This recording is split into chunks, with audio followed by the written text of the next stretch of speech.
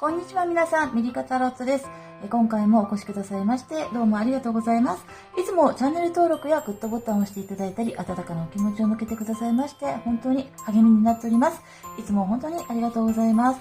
引き続き今後もリーディング動画アップしてまいりたいと思いますので、応援のほど何卒よろしくお願い申し上げます。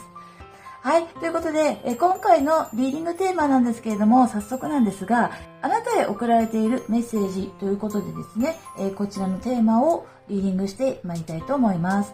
今回のリーディングは、送られているメッセージなんですけれども、どなたが送られているか、例えば、ご先祖様だったり、例えば、ハイヤーセルフさんだったりとかね、あとはもう宇宙とか、そういったね、天使さんとかもありますけれども、特定をしないで、出てきてくれたカードちゃんから、流れを見たりだとか、あとはそのメッセージの内容を読んだりだとかして、メッセージを、送ってくれている方がどんな、存在さんなのかっていったところも、わかる範囲でね、読める範囲でリーディングしていきたいと思っておりますので、よろしくお願いいたします。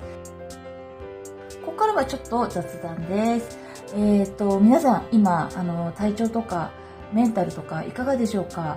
このリーディング動画って2025年の6月に今撮ってるんですけれども、ちょうど梅雨の時期に当たっていると思います。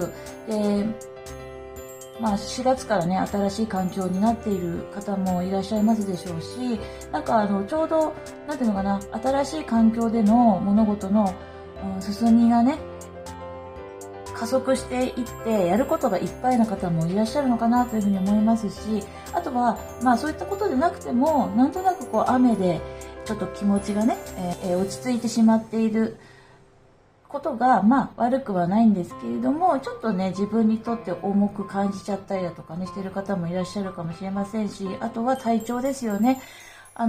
ご自身のお体に合ったやっぱり食べ物ってとってもね、大事かなというふうに思ってます。特に日本食最近見直されていますけれども、伝統的な梅干しとか、あとは納豆とかね、あとはお米ですよね。最近もう話題になっております。お米がないとかね、もう高いとかそういったことで改めてお米の存在といったものを考えたりだとかしますよね。そういった流れが今やってきております。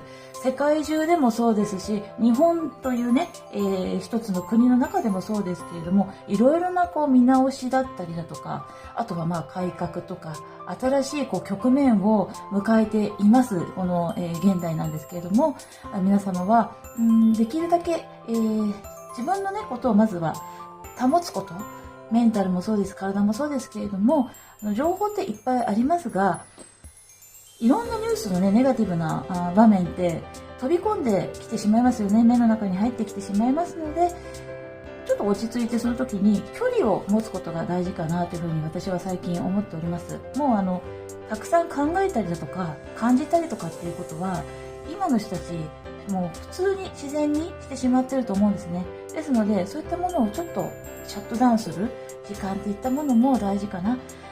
SNS とか見ててもさーっとね、流していくとか、もうこれ見ないでいいやっていうふうに自分で決めてしまうことも一つの、方法かなというふうに思っておりますので、多分それだけでもだいぶ違うと思います。あとはやはり睡眠とお食事と運動、体が動かせる方は、お散歩してお外に行ってみるとか、そういったことでもね、十分に取り戻せると思いますので、雨の中お散歩も楽しいですよね。アジサイのね葉っぱを見たり、花じゃなくて葉っぱいや、カタツムリとかねいたりだとかしますし、そういった生き物を観察するのもなかなか面白いんじゃないかなというふうに思います。いろんなね生命体生物が共生しているこの世界なので、一つのその人間のね生き物だけの動きを見て、がっかりとかねしてしまうのもまたちょっとおかしなことかなというふうに思います。いろんな生き物が一生懸命毎日ね生きていますんで、そういったことを思い出すちょっとしたお散歩なんかも良いかなというふうに思います。私事なんですけども、今プライベートの方ですごくね忙しくなってしまって、同時にねいろんなことを考えて進めていかなければならないそういったことなんですけれども、うまくいかない時もありますし、ね、ちょっとね、気分が落ち込んでしまう時もなくはないですよね。もちろんあるんですけれども、やっぱり、なんていうのかな、トライしてチャレンジして、やるって言ったらやるみたいな感じで、そういったなんていうの、負けん気みたいなものを持ってね、ちょっとね、頑張っているっていうような感じですので、なかなか動画がアップできないですよね。こちらのリーディングもそうなんですけれども、メインチャンネルじゃないか、スピリチュアルのチャンネルもなかなか動画が上げられないような状況なんですが、まあそういった時もあるかなというふうに思いますし、そういった経験がまた私の、蓄えというか知識をね、つけさせていただいたり、経験として、豊かにさせていただいてるんだなというふうに思います。これも、宇宙の流れ、届けてくれた贈り物だと思って、私は、毎日をね、やっぱり楽しむことを、重要視して過ごしております。あなたはいかがお過ごしですか？とにかくね、お体、あとはもう気分ね。それはもう自分中心というか、自分ファーストでね、いいんじゃないかなというふうに思いますので、そういったところはね、やっぱり自分の体調、心を崩してしまうと、本当に元も子もないなというふうに思いますので、周りの方もとてもね、悲しい思いもしてしまいますし、そうです。なので、そういった無理っていったものはいらないかなっていうふうに思います。楽しむことをまず第一優先、していけたらなというふうに思いますし、あなた様もどうか、そうやってお過ごしいただけますことを願っております。はい、お話長くなってしまってすいません。ということで、選択肢のカードをね、選んでいきたいなというふうに思います。今回は、こちらのアルケミーフラワーオラクルカードちゃんに出てきてもらっております。どうしようかな。カットして今日はね、出てきてもらおうかな。3枚出てきてもらいます。よいしょ。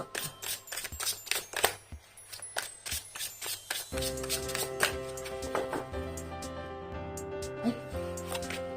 2の4の6。あ、ごめんなさい。2の4の6。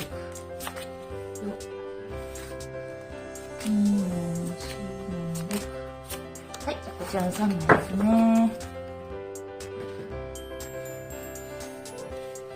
ってるかな。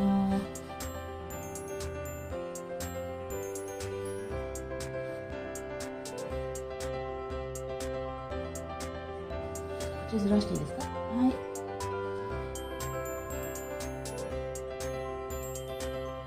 はい、ではこちらの3枚のカードに、出てきてもらいました。左側 A、真ん中 B、一番右が C とさせていただきます。ちょっと画面左側にやってるすいません。どうしよう。まず、裏の面で選びたいなというあなた様でしたら、今お選びいただけたらよいかなというふうに思います。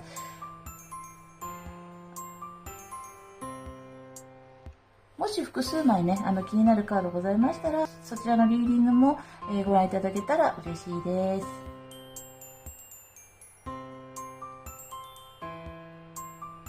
いかがでしょうか？はい、それでは表の面にさせていただきます。はい、左 A のカードちゃん、真ん中 B のカードちゃん、一番右が C のカードちゃんと、なっております。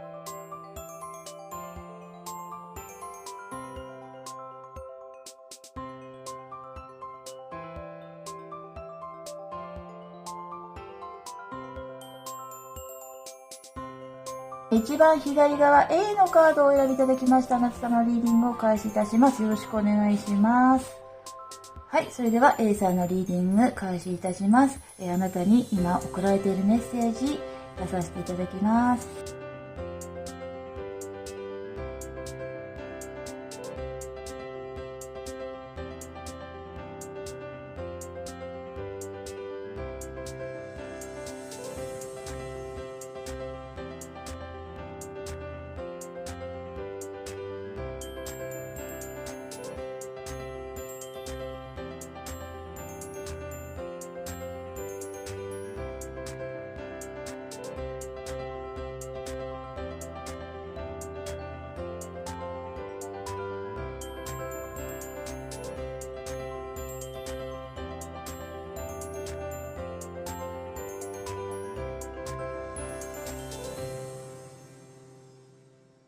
はい、それではお待たせいたしました。こちらが、あなた様の A さんの現在の状態ですね、状況。そしてこちらが、これからの展開とメッセージ、送られている、A さんに送られているメッセージの方を、出させていただいております。まずは現在の状態のカードちゃんに出てきてもらいますね。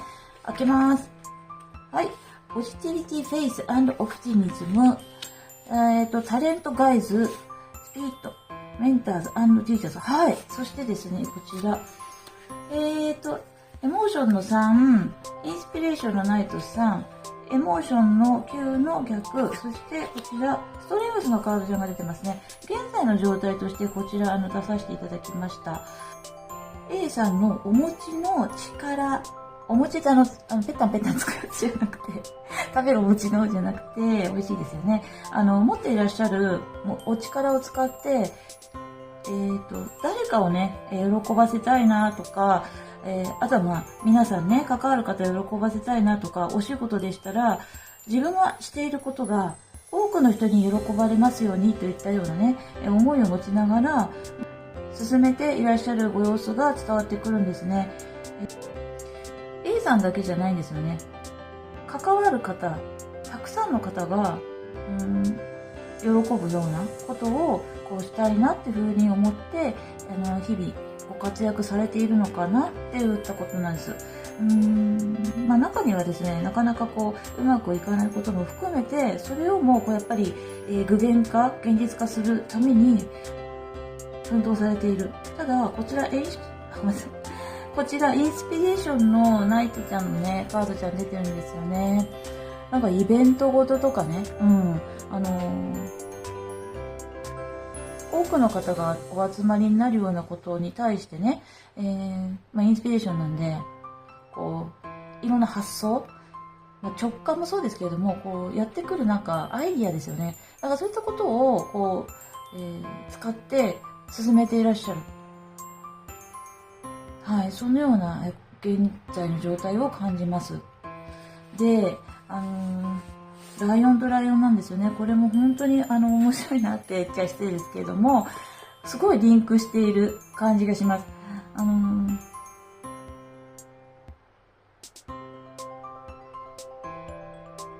関わる人々の中にもちろんね、スタッフさんだったりだとか、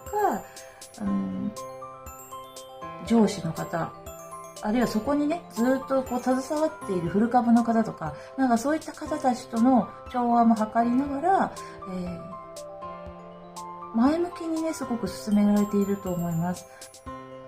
そう、ああなったらいいな、こうなったらいいなっていったことをね、想像しながら皆さんでね、進めていったりだとか、あとはA さんが、独自のね、発想ですよね。いろんなことのね、知識とか経験っていったものですね。やはりそれが集結して、A さんから放たれていく、放出されていくっていったことを、スピリットさんたちが後押ししてる、バックアップしてるよっていったことも伝えてきてくれてるんですね。そう。なので、とても応援されているんじゃないかなというふうに思います。たくさんのなんか、綺麗な水晶、クリスタルに囲まれてますよね。そう、だからスピリットと、つながっているというか、インスピレーションがね、A さんのところにやってきているような、感覚、それをどんどん実現していこうといったような現在の状態を感じます。これからね、夏なので、花火とかそういったこともあるのかな。皆さんと花火大会に行こうとかってね、そう、お仕事じゃなくても、プライベートでも、なんかそういった企画とかあったりだとかもするかもしれませんし、はい。なんかそういった、A さんと周りの方々が、喜ばしいようなことをね、今なさってるんだよっていったことを伝えてきてくれてるんじゃないかなというふうに感じました。ということで、こちらなんですけれども、高校のね、展開、こちらの4枚のタロットちゃんに出てきてもらってます。あとは、メッセージですね。A さんに置かれているメッセージ、開けていきたいと思います。まずは今後の展開いきます。はい、こちら。クリスタルのクイーンさん。クリスタルの7の逆ですね。はい。そして、ワンドの8。こちらはエンペラーさんの逆が出てます。メッセージ出していきますね。はい。よいしょ。緊張と不安。こちらカラーカードじゃん。シアン、自信を持つ。ローンオロジーさんは、Confidence is your key to success。はい。メッセージです。こちら、クリーンエナジーフード。食べ物？そしてスターシードさんからは、Activated Earth。こちらは、アークエンジェル、ラジエルさんからですね、こちら逆して出ていますが、で、エンジェルアンサーさんからは、The situation will improve。で、こちらは、光のメッセージカードちゃんからは、The Divine さん、聖なる太陽のメッセージが、来ました。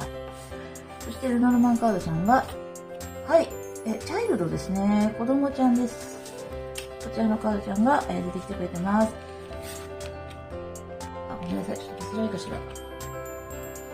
ですね、A さんに送られているメッセージ、とっても優しくて、愛をね、感じるメッセージだなというふうに思います。全体的に見ても、ちょっと、驚くところが、あるんですけれども、先ほどね、このライオンちゃんが出てますね、とか、ストレングスさんも、ライオンちゃん出てますね、っていう、お話しさせていただいたんですけれども、こちらもそうなんですよね。メッセージとして、ライオン。この、ライオンが、伝えてきてくれてることって、おそらくね、コンフィデンス、自信を持ちましょうということなのかなというふうに思います。強い存在、弱い存在、いろいろなね、受け取り方があると思うんですよ。世の中の人々のね、人に対するなんていうのかな、見え方。でも弱いとか強いとかって何なんでしょうねって言ったことですよね。自信を持ちましょうって言ったことです。こちらのメッセージ、シアンのメッセージも自信を持つということですね。はい。で、こちらタロットカードちゃんでも、クリスタルの、カードが出ております。で、クリスタルっていうのは、石、代表的な、なんていうかな、スピリチュアルの象徴の石だと思うんですよね。こちら。でね、石ってやはり情報をこう持っているというか、もう太古の昔から、もう計り知れないなんていうのかな、その地球に起こっている情報、スピリチュアルな、スピリットの、情報みたいなものが、こう、詰め込まれているというか、ずっと、石はそれを、波動を感じたりだとかしてね、過ごしてるわけですよね、地球上で。そう。なので、石が伝えてきてくれていることもあるんですけれども、その、感覚とか、宇宙の、情報、地球上もそうだし、その宇宙の、波動を受けてきているその情報量っていったものを、伝えてきてくれているのかなというふうに思うんですよ。で、あなたは、A さんはですね、非常にそういった直感力とか、そういったものをね、活かして、何かがあれば、そこで、対処なさったりだとか、アイディアをこう出したりだとか、何かのトラブルを回避していたりだとかなさってるのかなというふうに思うんですね。そういったことがとても強い A さんなのかなというふうに思うんです。なので、今後ね、その取り組まれていることは、ぐんぐんね、進んでいかれると思うんですけれども、そのゲートをね、くぐっていく。これからその成功へ向かってゲートをくぐっていくんですけれども、もし、A さんの何かモヤモヤっとした時があったりだとか、そう、インスピレーション来ないなって言った時があったとしても、A さんは繋がれるよって言ったことを、感じます。で、こちらのアクティベイティドアースのこのカードちゃんも見ていただきたいんですけど、ちょうどね、石のね、このゲートみたいになってますよね。こちらもそうなんですけれども、あなたにね、ここをね、通るように導くから、そう。なので、あなたは、それを受け取るとか、それをこう、放出するとか、なさっていっていいんですよってことです。で、エンペラーさんの逆、これもね、ライオンつながりかなというふうに思いますけれども、どうしてもこう弱気になってしまったりだとか、何かの影響で、焦ってしまったりだとかね、自分のこの、インスピレーションがやっぱり降りてこないなって言った時があったとしても、必ず、宇宙の導き、そのガイド、がいるから、大丈夫だよってことを伝えてきてくれてるんじゃないかなって感じるんですね。ごめんなさい。緊張と不安のカードじゃん。そう、あるんですよね。緊張と不安がもちろんありますよね。何かしなければならないなって言った時には必ずありますし、例えば自分だけのね、ことではなくて、たくさんの人が関わっているような事業だったり、プロジェクトだったり、そう、あとは期待もありますよね。たくさんの人が喜んでくれるといいなとかってね、そういった期待もあると思うんですけれども、そういったことを前にするとどうしても緊張、不安、うまくいってほしいなっていうそのプレッシャーっていったものあると思うんですけれども、そこはね、もう全然ね、サポートして引っ張っていくから、困った時には必ずね、こういったガイドさんに助けをというか、つながるようにしてほしいんだっていったことを感じます。で、自信こそ、成功への鍵だよって言ってくれてますので、そう、なんとなく自分の中のライオン思い出していただけたらなというふうに思うんですね。自信の象徴としてですよね。そう、ガオーって思い出してほしいなっていったことを感じます。あとですね、こちら優しいなというふうに思うのが、清らかな食べ物を食べてねって、で、清らかなエネルギーを取り込んでくださいっていったメッセージです。お食事に関してなんですよ。何か食べ物に関してね、思い当たることありますか？ A さんね。お忙しくて、食べる暇がないから、ちょっと、なんとかバーとかってありますよね。そういったもので簡単に済ますのも、もちろんいいんですけれども、もう少しね、そういった時には、仕方ないとして、もうちょっと一日のご飯の中で一回だけでも、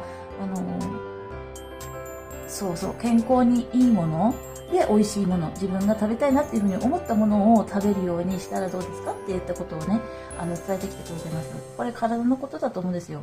で、特に、食べることって、すごく楽しみなことの一つでもあると思うんですね。普通に、食べられる方はなんですけれども、お病気とかね、体の調子が悪い時とかは、致し方ないなと思いますが、ただ、食べられる状態ならば、そんな時こそね、少し食べ物にこだわって、自分のメンタルと心と体、エネルギーをなんていうのかな、クリーニングみたいな感じで、そんなようにね、捉えて食べてくれたらいいなっていったようなメッセージも届いております。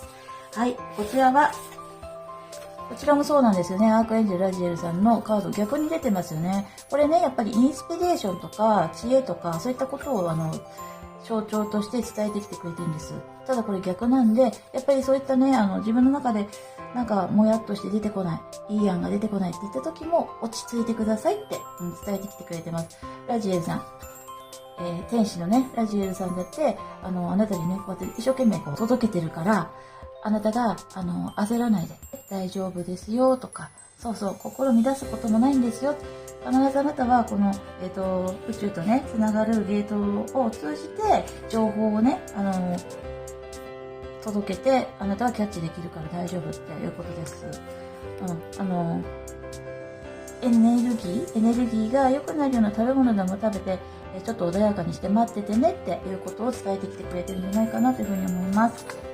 で、こちらは、The situation will improve ですよね。このシチュエーションは必ず良くなりますよって言ったことです。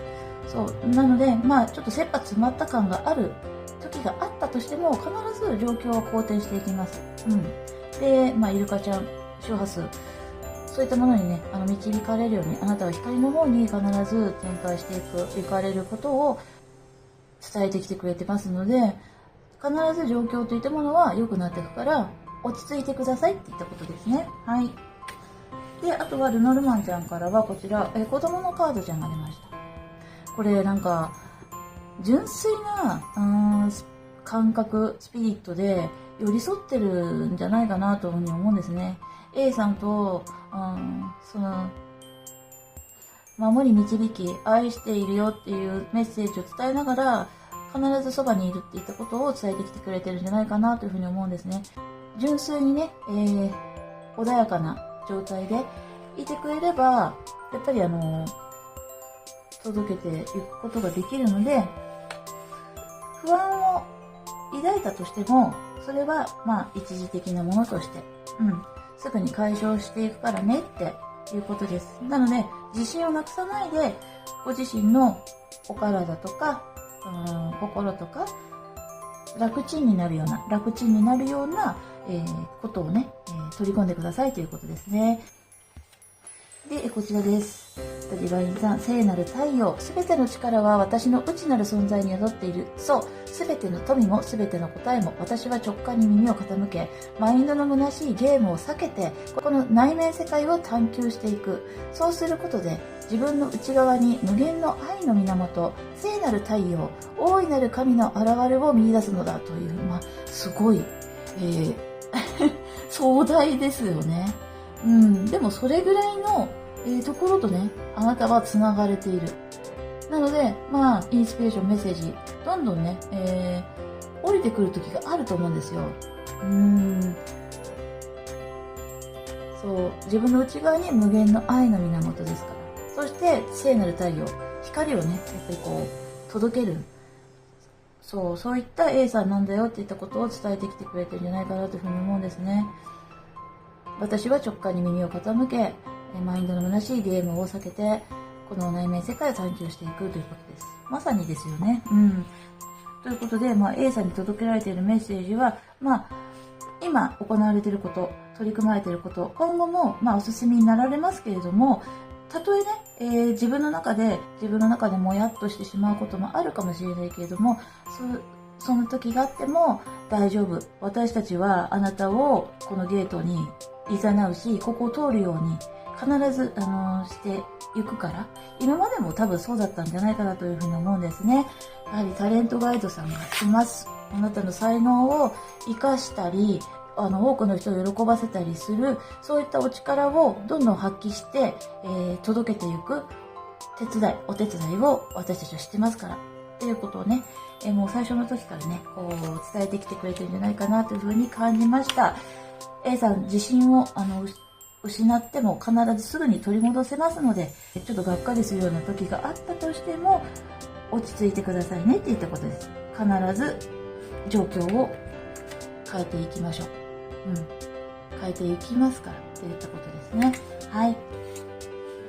こちらね、お選びいただいた、カードちゃん、上品さと優雅さというカードちゃんが出ました。くるっとした。はい。すごいね、可愛いカードちゃん出てますね。上品さと優雅さですね。そう。なのでやっぱり A さんは、なんていうのかな、気持ちをこうね、荒げて、なんか、ガツガツやりますっていう感じじゃないんじゃないかなっていうふうにも、伝わってきてますので、調和を図りながら、物事をお進みになられていくと思います。はい。こういった存在さんが、宇宙の存在さんなのかな、大きな存在さんですね。A さんのことをこう道を導く、お手伝いっていうものをサポートをしているし、あなたのことをずっと見ているよっていったこともね、感じます。はい。最後、アファメーションのカードを出させていただいてもいいですか？アファメーション。なんかA さんに良いアファメーションください。はい。もしよかったらね、A さん、こちらの出してくれたお言葉、アファメーションとして、はい。2の C の6、こちらです。なんだ私は人生をエンジョイします。私には生まれながらに思う存分、自由に生きる権利がある。私は望み通りの人生を生きる。生きていてよかった。私は人生を楽しみます。といったようなね、アファメーションを出してもらいました。もしよかったら、こちらの、ね、簡単な一言でもいいと思いますが、ちょっと何かあった時に、私は人生をエンジョイします。っていったようなね、ことを、言ってくださると、良いかなというふうなことをメッセージでいただきました。はい、いかがでしたでしょうか、A さん。今回は、あなたに送られているメッセージをリーディングいたしました。もし内容ちょっとでも良かったなというふうに思っていただけましたら、チャンネル登録、グッドボタンの方でも応援していただけると励みになります。よろしくお願いいたします。A さんが、これから、A さん自身も、そして周りの方々、たくさんの人をね、こう、笑顔にしたりだとか、こうワクワクしたりだとか、そういったことをね、これまでも今までも、そしてこれからもね、パワーアップしてなさっていくのかなというふうに感じるメッセージ、届けてくれたんじゃないかなというふうに思いますが、A さんいかがでしょうか。引き続き、お元気でお過ごしいただけることを願っております。ご視聴どうもありがとうございました。それではまた、次回もよかったら見てください。A さん、それではまたありがとうございました。は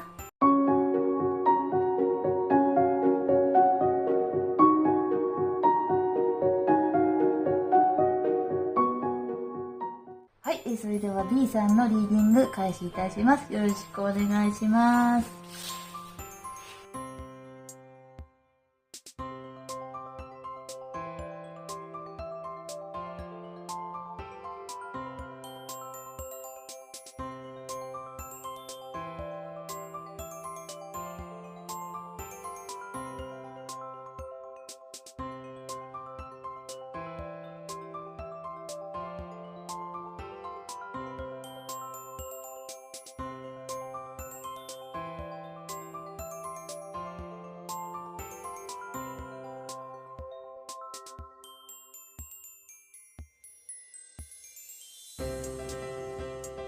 はい、それでは D さんお待たせいたしました。こちらが D さんの現在の状況ですね。そしてこちらが今後の展開と、それからメッセージ、あなたに送らせるメッセージとさせていただきます。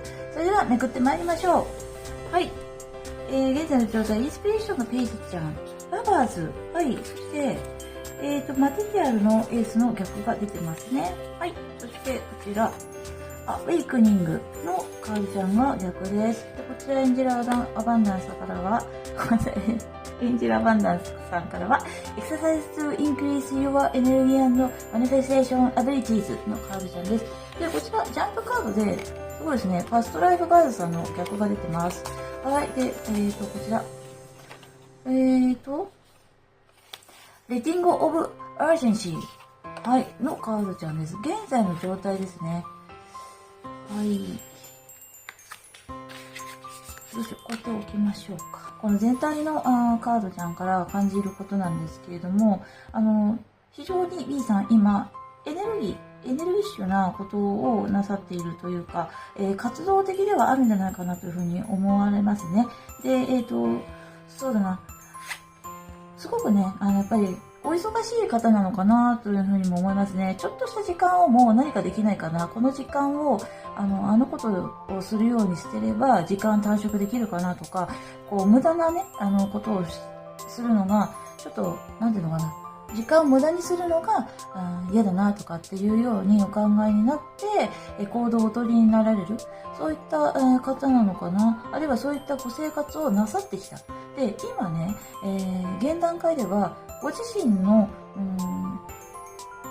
お体をね、動かすことって出てるんですけれども、ご自身がご自身のためにお時間を使う余裕が少しある。以前もっとすごくなんていうのかな、エネルギーをこう燃やして活動の時間っていったものを密に、お仕事なり、なんでしょう、ご家族のことなりそうなさってきたんじゃないかなっていったことを感じます。ですが今少しね、自分のための時間っていったものができてきてるのかな。そうなのかな。で、このカードちゃんなんですけども、これね、過去世のスピリットからのメッセージなんですよ。で、あなた様の過去世、いろんなね、体験をされてきているんじゃないかなというふうに思うんです。で、そのご経験、魂に刻まれているもの、B さんはね、まさかそれがね、過去世の、何か、例えば過去世の方で、途中で断念しなきゃならないことがあったとか、なんかそういった方の記憶がこう蘇るというか、それを現代にこう引き続きお役目としてなさっている方なのかな。なんかそういった方もいらっしゃるんじゃないかなというふうに感じました。なぜならば、このカードじゃね、逆に出てるんですけども、今ね、B さんにその過去世から伝えたいこととか、重要な何か分かってほしいことがあるよっていうメッセージなんですって。そう、今解説本見たらね、結構なんか、伝えたいことがあるそうなんですよ。そう、なのでね、後ほどこちらでね、メッセージ、開けさせていただきたいと思うんですけれども、なんか知ってほしいことがあるそうですよ。まあ、現在の状況なんですけど、B さんは、やっぱりなんていうのかな。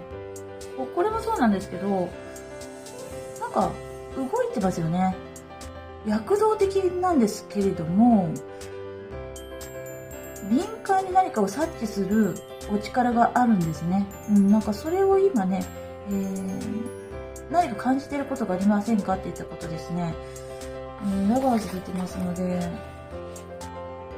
まあ、率直に言えば恋愛関係のことなのかな。大切な人、パートナーさん、その方との間柄で、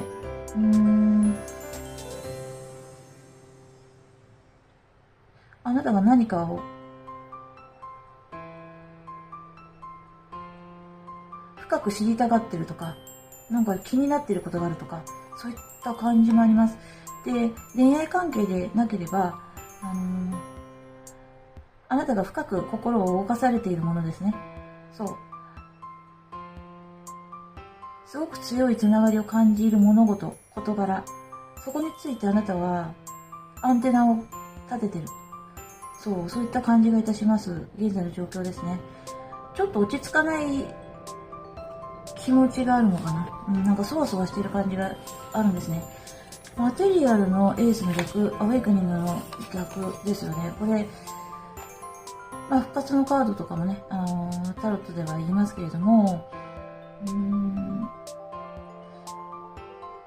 目閉じてるな。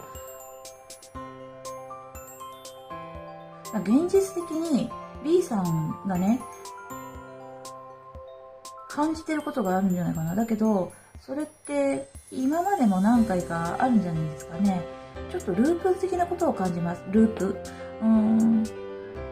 問題があったことを、例えばですけども、以前に問題がちょっとあったこと、ざわざわしちゃうこと、気持ちがね、なんかそれに対して、根本的な対処っていったものがされていなくって、またそのざわざわがやってきているのかっていった感じ、すごい漠然となんですけど、なんかそういったことがあるのかな。しっかりと、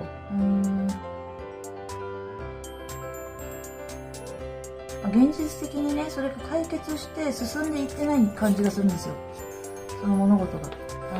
トラブルか問題か何か。でも、そのことって B さんにとってすごくなんていうのかな、関わりがあることなんですよね。愛情とか、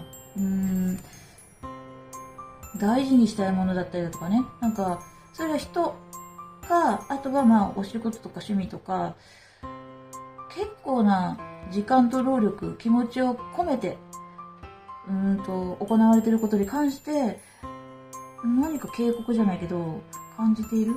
でもそれは、今までも何回かあったんじゃないかな。なんかそのことについて、敏感になってますよって言ったことを感じますけれども、B さん全然違いますっていうことでしたら本当にすいません。もしよかったら違う選択肢のリビング見ていただけたら嬉しいです。はい。なんかちょっとそんなことありますねっていうような B さんでしたら引き続きこの後もね、お付き合いくださいましたら、いいかなというふうに幸いでございます。はい。ということで、B さんなんですけれども、まあ、ちょっとね、伝えたいことがあるそうなんですよ。で、過去世らしいです。過去世の方らしいです。ということで、開けてまいりたいと思います。今後のね、展開をこちらの4枚でいきます。はい。あら、アカシックレコードが出ちゃった。すごいすごい。ソードのページ、はい、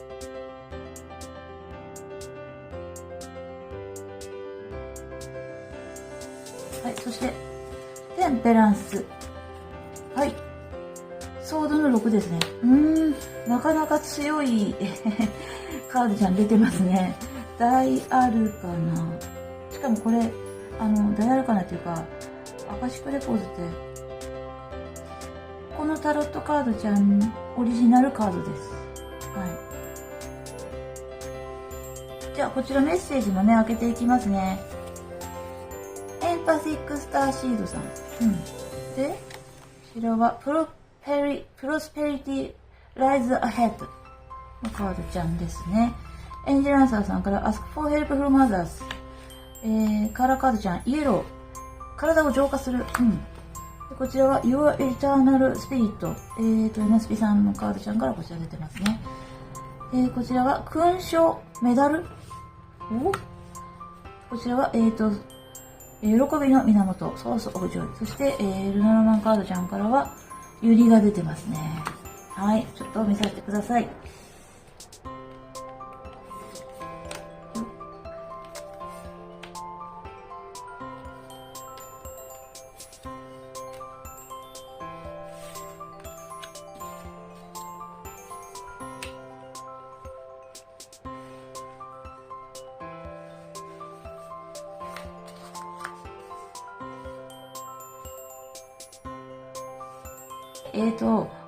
B さんに送られているメッセージ、そしてこれからの展開を、合わせて見させていただいているんですけれども、先ほどですね、過去世の、スピリット、過去世からあなたにね、知ってほしい、伝えてほしいっていう気持ちがすごくね、強いんだよっていったことをお話しさせていただいたんですけれども、C さんって、こちらね、エンパシックスターシードのカードが出てるんですけれども、すごくね、共感性が高いんじゃないですか。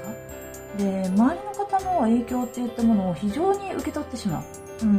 で、おそらくとてもお優しい方だし、周りの方のお気持ちにね、寄り添ってしまうんじゃないかなというふうに思うんですけれども、それをね、受け取りすぎないようにっていったことも伝えてきてくれてるんですね。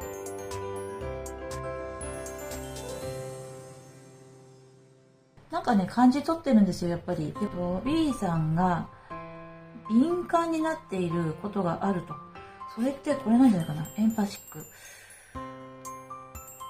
感じ取って、それを受け取りやすい、影響を受けやすいところがあるよっていうこと。だけど、これからも確かにそうだけど、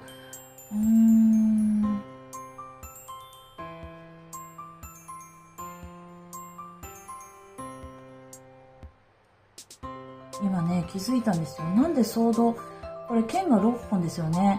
ソードのページちゃんだけど、これもね、ソードの6なんですよ。そうか、これサイクルですよね。サイクル。そのエンパスのループから抜け出すっていうことが、これからできてくる。影響を受けたままで終わらせるんじゃなくて、あなたはそこから離脱をすることができる。そのループですよね。確かに影響を受けやすいかもしれない。共感力が高いので、B さんのその、周りの人の気持ちをこう感じ取ってしまう能力が非常に高い。そう。だけど、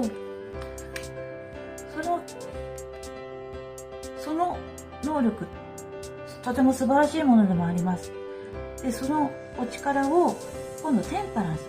このポーズ一緒ですね。テンパランスのように、ご自身の中で調和していくことができるんじゃないかな。そして、そのループみたいなもの、サイクルがあるとするならば、それは仕方ないかっていったような諦めもあるかもしれませんけれども、でも、その、流れをこう自分でコントロールするというか、そこにいなくてもいいんだっていうふうにあなたは行動していけるし、思うことができる。思うことができるから行動できる。つまりループから外れることができるよっていったことなのかなというふうに思うんですね。で、そこに、おそらくこの過去生さんたちのメッセージなんですけれども、アカシックレコードが出てましたね、さっきね。記憶です。アカシックレコードっていうのは、精神世界で、すべての、この世界すべての、真実、それをこう、ちゃんと記録として保管している場所といった感じなのかな、説明となると。そういったところと、アクセスしてるんです。今そこからのメッセージでもあるし、B さんは、ちょっとその、なんていうかな、精神的なつながりを、こう、今、張れますか？張れるというか、アンテナ張れますか？そことちょっとつながっていただきたいんですよ。今ね。で、あなたのそのループね、生まれて亡くなっていった、その魂のループみたいなところ、大きく言うとそこです。そこを音声では、自分で調整して外せるというか、出ていくこともできます。愚痴を言わない。もう愚痴はやめましょうっていうカードちゃんも出てるんですけれども、これはね、あなたが愚痴をやめるんじゃなくて、周りの方の、愚痴、わかりやすく言っちゃうと、引っ張ってしまうようなものに対して、あなたはもうね、そことは関わらないようにもできるよってこと。引っ張られないようにすることができるよって、それを伝えてるんじゃないかな。分かってほしいんですよね、過去世の人たちが。もしかしたら、過去世の人たちもそういった経験があったのか、そういった人もいるのか。でも、現世のあなた様は、これもそうなんですけども、ハイヤーセルさんとか、そういった直感とか、インスピレーションとか、内なる力、内なる声、そしてそれが宇宙とつながりっていったようなね、スピリットの、つながり、永遠のね、つながり、そこをね、カードちゃんでメッセージ出してくれてるので、ものすごくね、スピリチュアリティなんですけれども、感覚ですよ。魂のつながりとか、いろんなその見えないもの、そこに対しての、感度も非常に高いですよねって。だからこそ、今世は、浄化なんですよね。体も浄化しなきゃいけないかもしれませんけれども、心も浄化する。22、マスターナンバー。黄色い色が非常に鮮やか。明るさとかユーモアとか、そういったことも象徴してるんですけれども、あなたのその輝き、明るさ、そういったものが、非常に今世で重要。なので、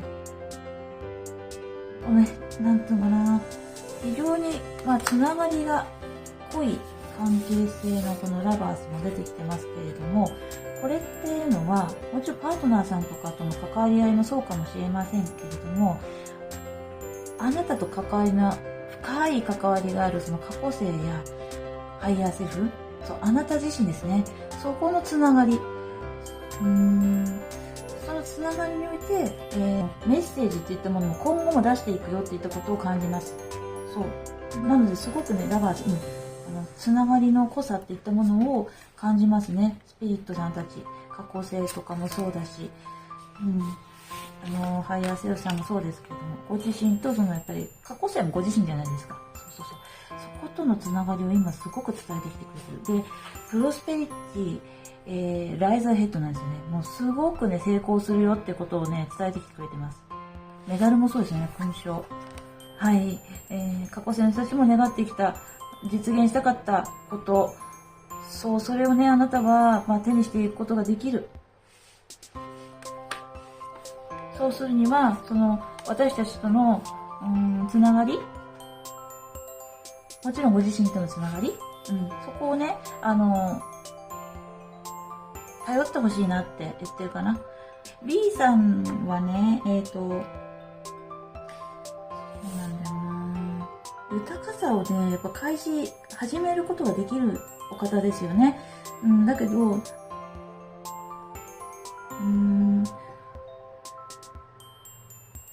すごくエネルギー量が多い方なので、あなたはエネルギーをどんどんね、活かして、ち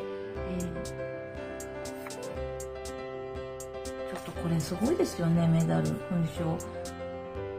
イエス様ですもんね。なんかみんながこう、頼ってる感じもするし、なんだろうな、カリスマというか、だからそういった存在にあなたがなっていくよとか、あるいはこういうふうに、なんていうかな。そうそう、お願いというか、こういうふうになりたいなとか、困ったらアドバイスくれませんかみたいな感じで、聞いてくれればいいんだよって言ったこともね、メッセージとしてあるんじゃないかな。そう。で、今世はあなたが活躍していく。そういった感じですね。はい。なので、ちょっと本当にスケール大きいんですけど、ユリのカードちゃんも出てて、これ純粋さとか、大人の魅力っていったものもあるかもしれないけれども、純粋さとして今回は感じます。はい。あなた様の純粋さっていったものも鍵となってきてる。そう。こちらね、喜びの源。私は再び幼子のように生きることの喜びを思い出す。幼子ですもんね。やっぱり純粋さなんじゃないかな。それを伝えてきてくれてる。どんな出来事があってももう悲しみと絶望に陥ることはない。暗い気持ちを手放し、あくまでも人生の素晴らしさと周囲の明るいものに目を向けていこう。もう一度ハートに入り、喜びと平穏を見出そうということですね。このメッセージ来ましたので、そうですね。やっぱり純粋さなんですよね。同居してる B さん？そう。あとは、なんか、生まれ変わりなのかしら。で、この、過去世の方があなたに伝えてきてくれてるんじゃないかな。喜びの毎日？そういった毎日を過ごしていこうよって。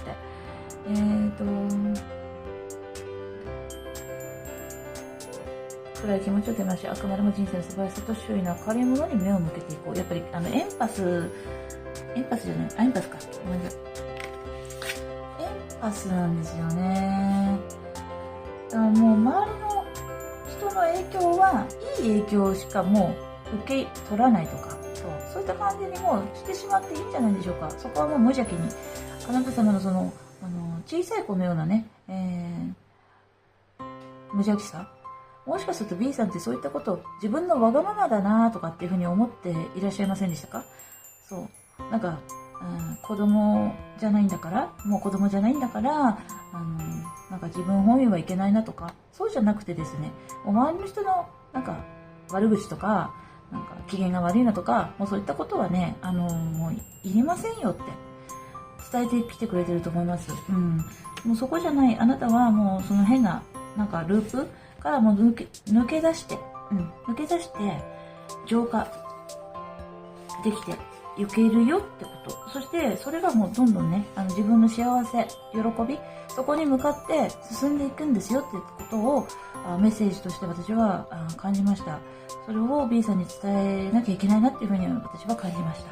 はい。なので、ちょっと迷った時、困った時とかは、もちろん聞いてくれていいよって、言ってますので、はい、おっしゃってますので、過去生の方々、もうすごくね、応援団としてついてるから、あなたが今世で、ね、自分のスピリット、つながって、ループからどんどん抜け出して進んでいけばいいよって。で、いろんなことあったけど、それ全部記憶されてるから、記憶されてるから。私たちは見てるし知ってるよって。なぜならば、あなただから。B さんだから。だからどんどんね、何かあったら、聞きなさい。お話ししなさい。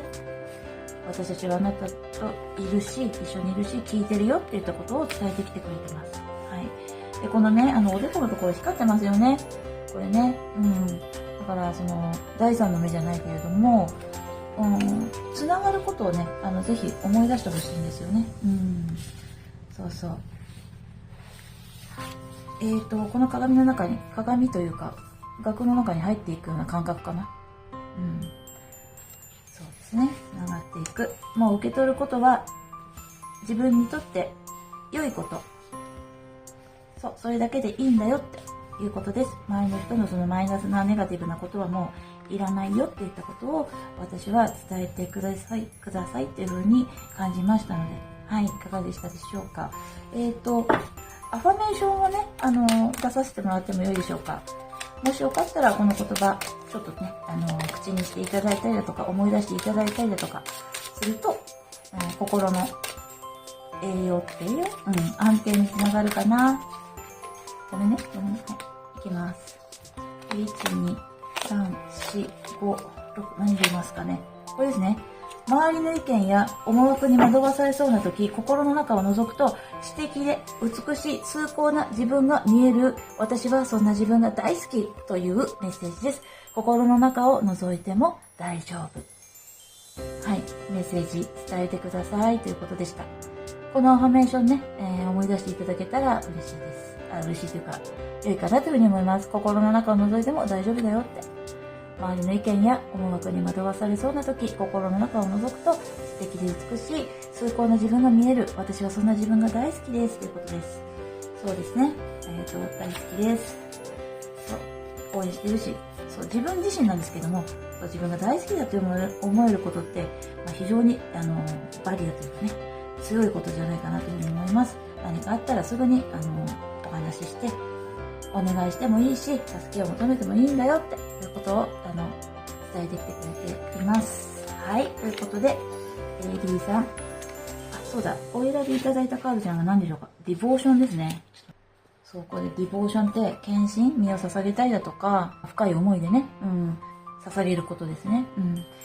そうなんですよね。だからそういった自己犠牲ではなくて、もう自分のためにね、時間を使ってください。はい、気持ちも体もご自身の、方にね、使われていっていただけたらなというふうに思いました。いかがでしたでしょうか、B さん。もし、今回のリーディングチャットでもいいなというふうに思っていただけましたら、チャンネル登録、高評価のボタンを押していただけますと、大変励みになりますので、そちらの方も何卒よろしくお願いいたします。はい、ということで B さんが明るく楽しいね、毎日をお過ごしになられますように願っております。ご視聴どうもありがとうございました。また次回もよかったら見てください。B さんどうもありがとうございました。それではまた。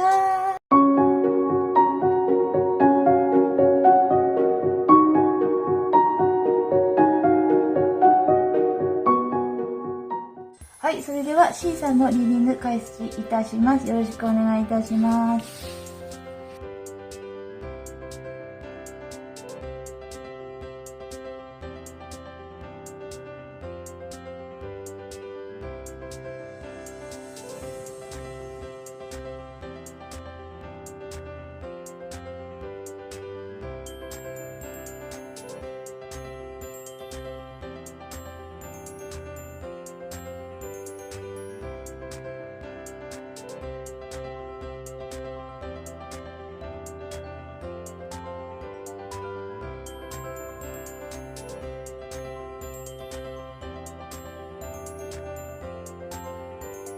それではお待たせいたしました。C さんの、こちら現在の状況ですね。そして、こちら今後の展開とメッセージ、送られているメッセージとなっております。それでは開けてまいりますね。はい、エモーションの9の逆ですね。マテリアルの4、そして、ボイスのナイト、そしてインスピレーションのクイーンさんが来ます。はい、こちらエンジェルアバンダンスからはAsk for your needs to be met。そして、エナジースピリット。オラクルカードちゃんからは、アークエンジェルハニエルさんが出てますね。ちょっと補足いただいてもよいでしょうか。エモーションの9に補足ください。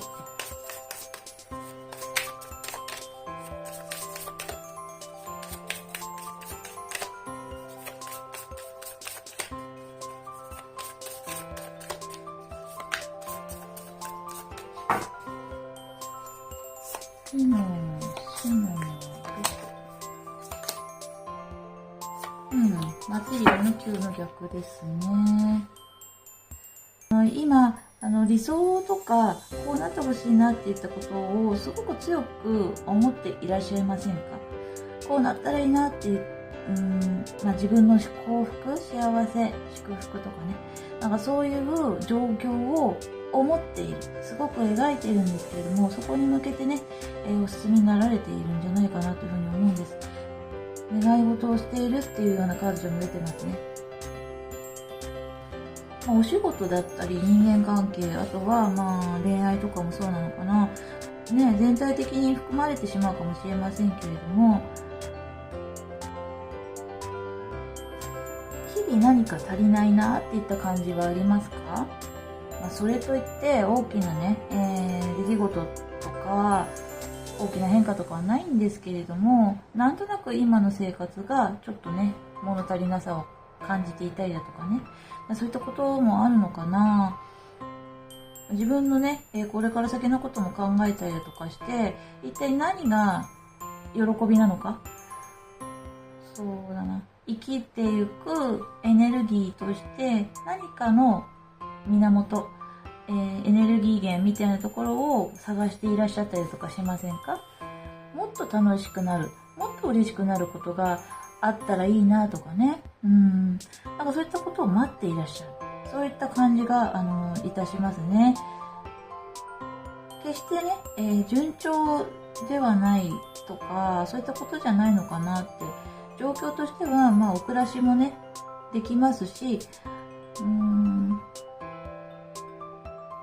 すごい困ったりとかしてる感じはないんですよ。だけど、今のままでいいのかなとか。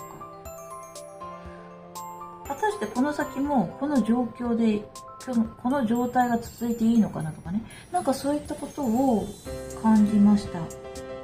はい。もし何かね、お心当たりあるなっていう、C さんでしたら、この後もお付き合いください。ということで、こちらね、今後のね、展開出していきます。クリスタルの3、バンドの4、女司祭さんの、女司祭さんですね。そして、バンドの3が出ています。はい。そしてメッセージですね。愛を育む、向こう側にはというメッセージですね。こちら、Your Internal Spirit の逆ですね。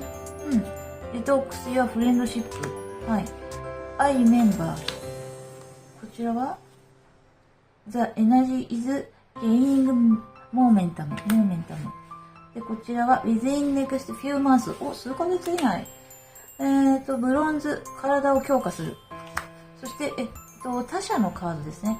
これ、恋愛でもし見るならばお相手様かな。はい。そうなんですね。ちょっと見づらいかな。ずらしていきましょう。お腹出ちゃっ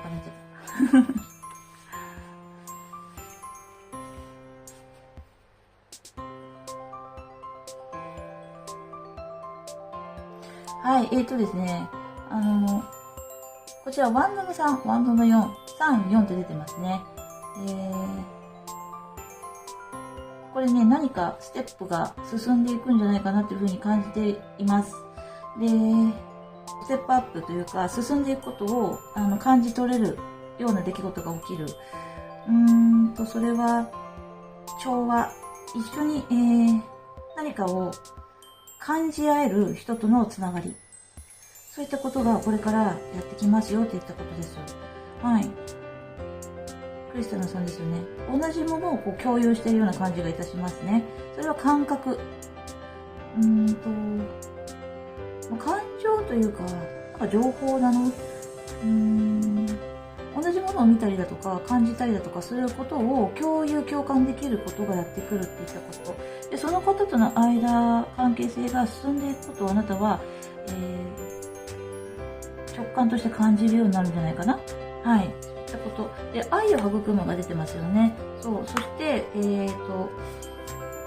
こちらにね、他者のカードもありますけれども、どなたかとのご関係性だと私は感じました。これ、お相手様なのか、あるいはまだね、そういった対象となってない人との間柄。そういう人とのつながりが強くなったり、関係性が進んだりとかする。そういったことをやってくる。これお友達関係のね、整理整頓しましょうといったことです。この人は自分にとってとても必要な人だなっていうふうに、あんまりなんていうのかな、分けてしまうのって良くないかなっていうふうに思ってしまいがちなんですけれども、なんかそういうふうに思ってしまうような流れになっちゃうみたいですね。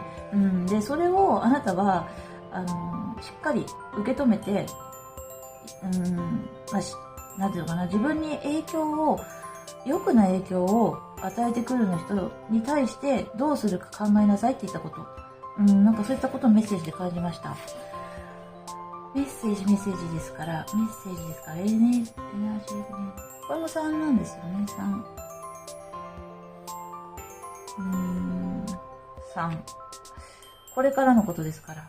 これからあなたは、すごくエネルギー、活力が高まるようなことが起きます。で、それを受け取ること。とてもいいこと、それは。あなたにとって嬉しくなるようなことがあるよって、そういうことも伝えてきてくれてますね。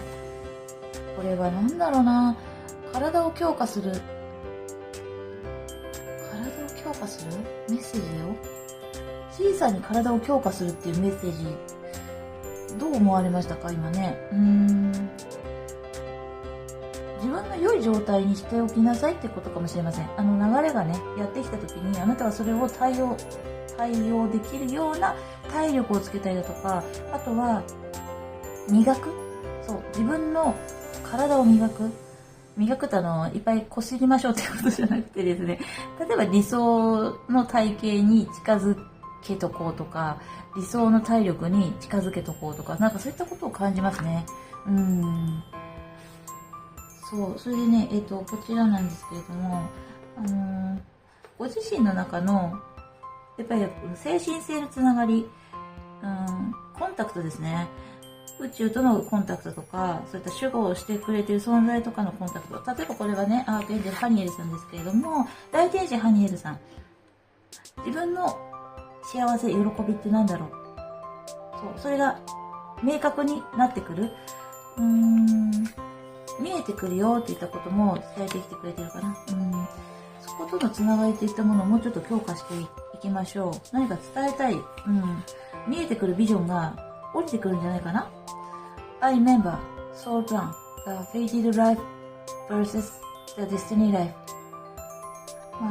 C さんと、深いつながりのある方とのご関係性について、思い出してほしいことがあるんですけど、その方とのつながりって今後どうしていきたいですか？あなたの正直な気持ちっていったものを見るように、そして反映するようにしてください。そうですね。何か自分をね、こう抑えてしまうようなことってありませんかって。自分の気持ちに正直に慣れてますか？そう、運命と宿命。あなたはこの今の世界に生まれてくること、生きることを願って望んでここにいます。そう。なので、おそらくあなたの記憶の中にもきっとあるはずなんですよね。例えば思い出せないよっていう、C さんであっても大丈夫です。それはなんでかっていうと、これか。そう、ご自身の中の声に耳を傾け、浮かんでくるイメージ、そことつながるようにしてくれば、思い出してくる。でもあなたはそれを否定してしまったりだとか、塞いでしまったりだとかね。そう。ここのポータルみたいなところ。それをね、自分で開けようとしないで、見ないようにしてしまったりだとか、そうすると思い出せない。でも、あなたにはそれを見る力があるし、そう、感じる力がある。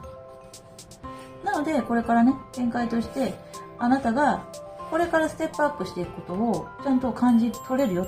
同じサイさんが出てますんで、非常に直感とか、直感降りてくるものが強いかな。そう。それをあなたがキャッチできるように、しましょう。そうするとどんどんステップアップしていきますよということですね。数ヶ月以内にはということです。はい。そういったことをメッセージで伝えてきてくれてます。愛を育む。お腹鳴っちゃった。ごめんなさい。なので、特定の方だと思います。周りの人間関係を整頓する、あなたが整頓するのか、C さんが整頓していくのか、そういった流れにはなるとは思いますけれども、メッセージとしては、人間関係の、出会いあれば、別れありみたいな感じもあるんじゃないかな。でもそれをこう避けて通ることもなかなか難しいし、そういった経験があるから、また新たな出会いもあるし。で、繋がってるご縁っていうのは、これからも繋がっていって、より繋がりが深くなっていくっていったこともあるんだよっていうことですよね。願いが叶うよっていうカードもね、出てきてくれてますので、向こう岸にはっていうメッセージももらっています。私は人生のそれぞれの段階を完全に受け入れ、十分に生きていく。やっぱりステップですね、段階。十分に生きていく。困難な状況は解放の喜びへと至る橋を築き、やがて心の平安をもたらしてくれる。私はあらゆる瞬間を歓迎し、常に信念を保とう。この川の向こう岸には必ず光があることを知っているからということですね。何か決断するとかっていったことがあるかもしれない。この橋を渡るという決断かもしれません。でも、必ずね、光があることを知っているから。あなたは受け取れているんですよね。光を受け取れている。そこに光があることを分かっている。だからこそ進んでいけるよ。それ分かっているっていうことは、多分、あなたが自分自身の内なる声や宇宙とのつながり、精神とのつながり。あまりスピリットがどうかなっていう方にとってはですね、自分の気持ちをはっきり分かるとか、そこに正直になる。自分の気持ちに正直になること。この人だっていう風に明確になってくるんじゃないかなっていうことも伝わってくるんですよね。このカードちゃんから。この人が私とのつながりがある人だ。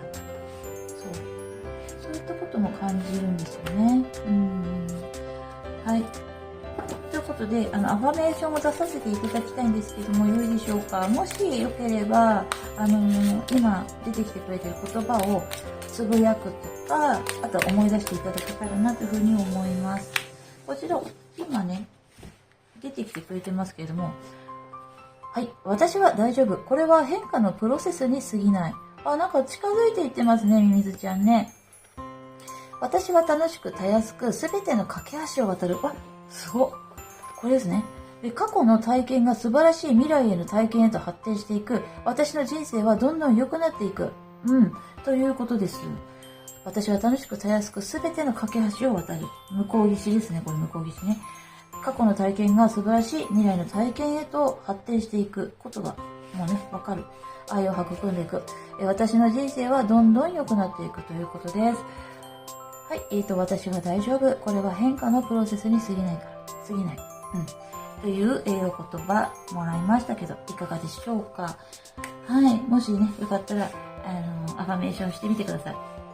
声に出して言って、自分にどんどんね、馴染ましていくっていったことも良いかなというふうに思います。こちらを選びいただきましたカードちゃんのエバーラスティングラブですもんね。永遠の愛という、言葉ですけれども、すごい愛です。その愛を育みます。これからね。これまでも育んできた方もいらっしゃいますでしょうけれども、もっとステップアップしていくんじゃないかなって。だからこのままでいいかなって、思っていた C さん。でもこれからまた変化していくと思います。よりね、自分の楽しいこと、喜び、幸せってなんだろうっていったことを、自分自身に問いかけて、はっきりしていく。そして、あなたはそれを掴んでいくっていうことができていくんだよっていったこと。そういったことをメッセージとしても感じました。ということで C さん、いかがでしたでしょうか。もしこのリーディング、ちょっとでもいいなというふうに思っていただけましたら、チャンネル登録、高評価ボタンを押していただけますと、とってもね、励みになりますので、そちらの方もぜひよろしくお願いいたします。C さんがこれから、もっとステップアップね、して、人生の喜び、どんどんね、掴んでいっていただけたらなというふうに思いました。ご視聴どうもありがとうございます。もしよかったら次回もね、ご覧いただけたら嬉しいですので、よろしくお願いいたします。それでは C さん、お体、心もお気をつけてお過ごしください。それではまた。ありがとうございました。